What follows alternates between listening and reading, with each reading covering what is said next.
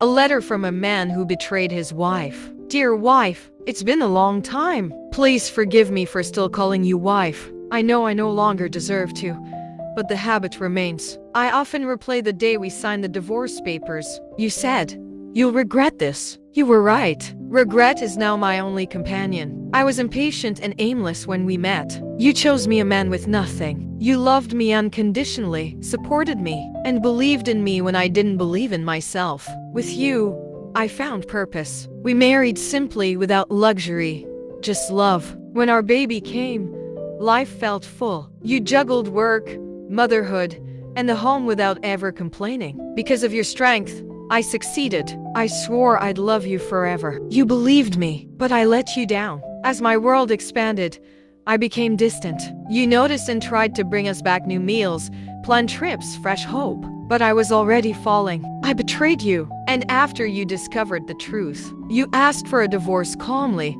with silent tears. You cried your heart out. I watched and still walked away. I moved in with the other woman. No wedding, no blessing. Our child refused to see me. I thought I was free. I was blind. Now, I see what I gave up: your warmth, your care, the real meaning of family. I lost everything. And when you left, home left too. I hope you're living a life far happier than the one I destroyed. From a man who regrets it all.